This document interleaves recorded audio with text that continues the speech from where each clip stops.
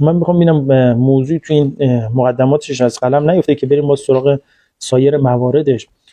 لیست دهیاری ها رو چطور پیدا کنیم؟ لیست دهیاری ها رو من چیزی که تجربه کردم و یعنی این لایو گفتم تجربه خودم میخوام بهتون بگم، تو دیوار بخشداری شما برین توی بخشداری رو مراجعه کنین، معمولا اطلاعات مربوط به دهیارا رو، اطلاعات تماسشون رو اونجا آوردن، ولی اون اطلاعات اینکه اطلاعات تماسشون رو به دست بیاریم، مثلا توی منطقه 100 تا مثلا دهیاری داره، شما شروع کنین زنگ زدن به این داستان، این مسیر بازاریابیش نیستا.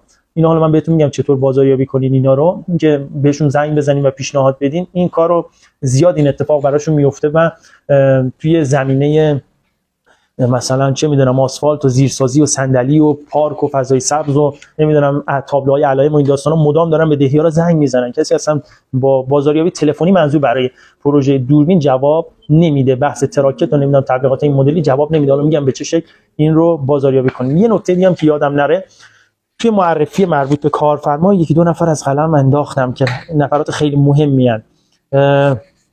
خود دهیار رو که گفتم، اعضای شورا رو گفتم، مسئول امور مالی، هر بسته به بزرگی مثلا اون بخشی که حالا این بخشا هم که دیگه خودتون من شاید دست شکسته بگم، ولی خب اینا رو شاید بدونید، یه تعداد روستا تشکیل یه بخش رو میدن، یه تعداد بخش مثلا چند تا بخش مرکزی فلان فلان اینا تشکیل یه شهرستان رو میدن، چند تا شهرستان هم تشکیل یه استان رو میدن. خب توی یه بخش که تعدادی روستا هست، مثلا 100 تا روستا، این روستا البته به مقدار بزرگی این بخش تعداد این امور مالی که میگم متفاوته. غالبا هر 30-40 تا یا 50 تا روستا رو یک امور مالی کارهای مالیشون رو انجام میده، یا یه حسابدار یه کار کشیدن چک رو انجام میده. اینا همه تو بخشداری مستقر هستن.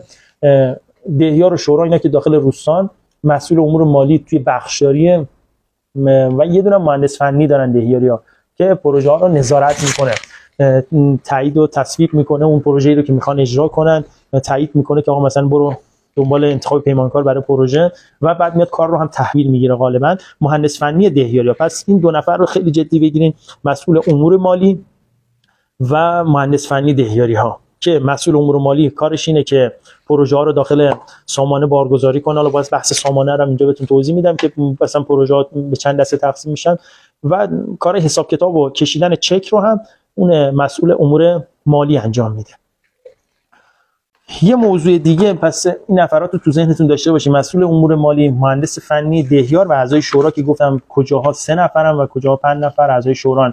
توی 5 نفره ها 3 نفر اصلی توی روستا مهمن، چون معمولا اون 2 نفر کنار میرن دیگه. وقتی اعضا 5 نفره هستن، 2 نفر که خب رأیشون بیخود میشه معمولا جناحبندی میشه داخل روستا، و 3 نفر چون وقتی رأی گیری میکنن برای اجرای پروژه ها رأی باید فرد باشه، و 2 نفر معمولا کنار میشن. یه 3 نفر اصلی ان با یه دهیار که اون 3 نفرن، یه نفرشون معمولا رئیس شوراست، اون نفر اصلی با دهیار، یعنی شما با 2 نفر سر کله میزنید توی روستا، و اون 2 نفر شورای دیگه هم که اونا هم کنارن و اونا هیچ تأثیری توی معمولا توی امور روستا ندارن.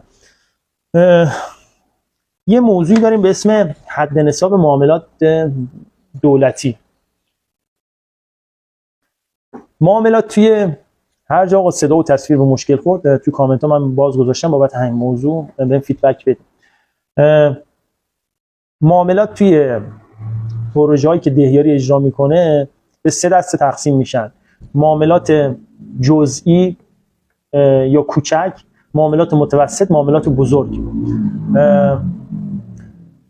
اینا دسته‌بندیشون بر اساس مبلغ پروژه‌ای که اجرا میکنن تقسیم بندی میشن، و مبالغ این حد نصاب معاملات هر سال توسط دولت حدوداً برج 2 و 3 ابلاغ میشه، یعنی سالانه تغییر میکنه چون بحث تورم و این داستانا هست. مثلا حد نصاب معاملات پارسال برای معاملات جزئی یا کوچک 72 میلیون خورده ای بود، برای معاملات متوسط از 72 میلیون تومان تا 700 خورده ای بود، برای معاملات بزرگ از 500 خورده ای به بالا بود.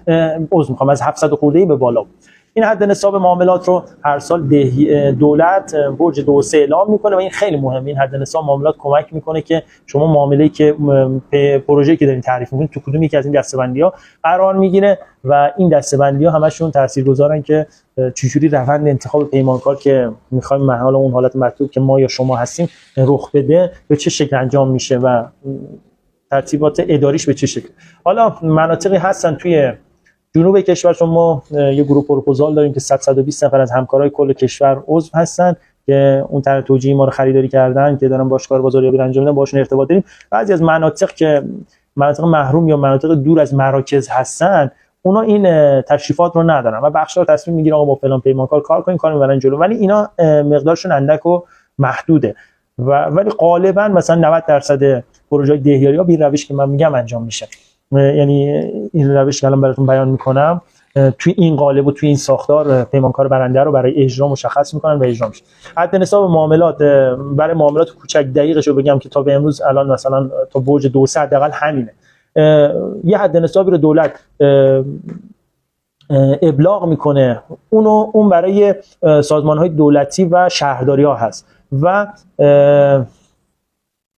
مقدارش برای دهیاری‌ها نصفه. مثلا برای همین الان مثلا معتبر 31402 ابلاغ شده توسط هیئت وزیران که من حالا داخل گروه تلگرامی حد نصاب معاملات هم گذاشتم، باز دوباره الان بعد لایو میذارم. این اصلا که مهمه که اینها رو داشته باشین. برای معاملات کوچک این 31402 ابلاغ شده، گفته آقا معاملات کوچک معاملاتی که مبلغ کل معامله تا سقف مبلغ 1 میلیارد و 450 میلیون ریال باشد، یعنی 145 میلیون تومان. اما این 145 میلیون تومان برای شهرداری‌ها و سایر ارگان‌های دولتیه. برای دهیاری‌ها نصف این مبلغ، یعنی 72 میلیون و 250 هزار تومان. پس معاملاتی که برای دهیاری‌ها زیر این مبلغ 72 میلیون خورده‌ای که امور مالیات 70 تومان قبول می‌کنم، یعنی آقا لب مرج قبول نمی‌کنم. پس 72 میلیون تومان چیه؟ حالا روش من اینا رو سریع بگم، بعد روش انتخاب پیمانکار رو برای این سه تا معامله سریع بهتون بگم. پس این معاملات کوچک برای دهیاری حدود 72 میلیون تومان، معاملات متوسط از 72 میلیون تومان تا 525 میلیون تومان، یعنی 1 میلیارد نه 725 میلیون. پس اگه از 72 میلیون تومان تا 720 میلیون تومان میشه معاملات متوسط.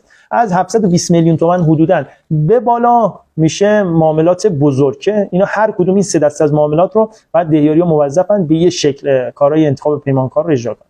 میاد پروژه تعریف میکنه، پروژه دوربین میخواد پیمانکار خاص خودش رو انتخاب کنه، باید حتما اون پروژه‌ای که داره تعریف میکنه حدوداً مبلغ 70 میلیون تومان باشه. خب ما پارسال 70 میلیون تومان پروژه 70 میلیون تومانی یک پایه میتونستیم اجرا کنیم، یعنی یک پایه، یه دوربین پلاکان، یه نظارتی، دو تا رادیو، یه MDR 16 کانال هارد و دستمزد اجرا حدوداً 70 میلیون تومان میشه. ولی الان با قیمت‌های الان میشه مثلا 80 90 میلیون تومان. پس الان دیگه معامله‌ای رو نمیشه توی، یعنی پروژه باید روستایی اجرا کرد که اصولی و تقریبا این چه استاندارد باشه، بیاد و توی گروه معاملات کوچک قرار بگیره. ما باید منتظر حد نصاب ما اعلام حد نصاب معاملات جدید باشیم که مثلا برج 3 امسال مثلا برج 3 و 4 ابلاغ شد، آخرای مثلا 3 بود اوایل 4 بود که ابلاغ شد که آقا حد نصاب معاملات مثلا افزایش شد. فکر می‌کنم امسال بیان تا 100 میلیون تومان بیان معاملات کوچک بشه که خب با 100 میلیون تومان میتونیم کار کنیم. این خیلی مهمه. معاملات کوچک چون رویه انتخاب پیمانکار تقریبا دست دهیاره. دهیار برای معاملات کوچک میاد، شما مثلا به عنوان کارشناس میری برآورد می‌کنی، میگه آقا این لیست اقلامو برای اجرای این پروژه لازم. من اگه برگه اثبات اون اقلام رو باید طی یک برگه استعلام بها از 3 تا شرکت استعلام بگیره. حالا اینو من میذارم باز تو کانال تلگرام میذارم، فقط میخوام یه توضیح بهتون بدم. یه قالبی به این شکل داره که اقلام مورد نیاز شما به عنوان یک کارشناس میدین به دهیار، میگی آقا این اقلامو لازم داری، این تعدادش، برو از 3 تا شرکت به عنوان مسئول خرید برو قیمت بگیر. معمولا برای معاملات کوچیک میگه آقا به پیمانکار آیه فلانی بیا این 3 تا استعلام بها رو از 3 تا همکارت بگیر، خودت هم که به عنوان برنده پروژه یه مبلغی بزن که خودت مثلا مبلغ پایین‌تر باشه، اون دو تا دیگه هم همکارات مهر کنن. غالبا به این شکله. ولی خب قانونا بعد دهیار بره از 3 تا شرکت یا 3 تا پروژه کار دوربین مداربسته این اقلام رو قیمت بگیره و خب شما اگه پایین‌ترین قیمت رو داشته باشین تو کمیسیون معاملات یه عنوان دیگه هم هست به اسم کمیسیون معاملات که اعضاش میشن کی؟ میشه دهیار، مسئول امور مالی، نماینده شورا. این سه نفر میشن کمیسیون معاملات. میان اینو بررسی میکنن و پیمانکار برنده رو انتخاب میکنن، تایید میکنن، میگن آقا دهیار برو اجرا کن. پس این معاملات کوچک حد نصابش خیلی مهمه، اینجا به درد میخوره. یعنی میخوای یک پروژه کوچیک رو انجام بدی و تو روال سامانه تدارکات الکترونیکی دولت نره که اینم باز توضیح میدم برای رفقا. حالا من فرض رو برای میگیرم که این اصطلاحات و این مفاهیم رو رفقا نمیدونم و برای همین حالا همگی استاد من هستم، ولی خب اینا رو سعی میکنم کوتاه بگم. پس این از این نظر اینا مهمه حد نصابا. منتظر حد نصابای جدید میشیم که فکر میکنم تا 100 میلیون تومان بیاد. بازم با 100 میلیون تومان میتونیم یک پای برای دهیاری اجرا کنیم و این خیلی به درد بخوره و سالهای بعد کارفرماها، دهیاران حق ندارن پروژه ها رو بشکنن. یعنی بازرسای استانداری، اون حسابرسا که بیان پروژه های مثلا فلان دهیاری رو به صورت رندوم بررسی کنن، ببینن آقا این مثلا اومده یه فاکتور یوبین الان برج مثلا 1 داره، اومده برج 2 یه فاکتور 70 میلیونی دیگه هم داره، خب این مشخص پروژه رو شکسته و اومده مثلا 150 میلیون تومان پروژه بوده، اومده تو 2 تا فاکتور اجرا کرده که بیاد توی حد نصاب معاملات مدتی کوچیک و بتونه پیمانکار مثلا اینا. پس بنا به این مسائل نمیتونن پروژه رو بشکنن.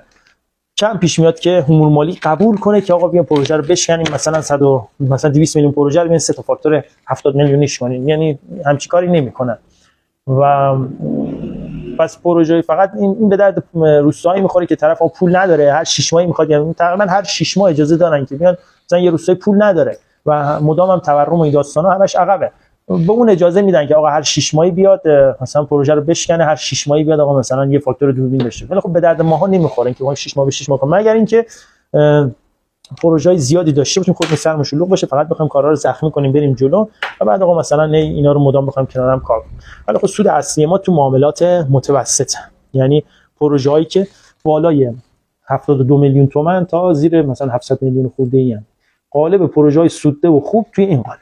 اما یه مشکلی داریم توی این پروژه ها میان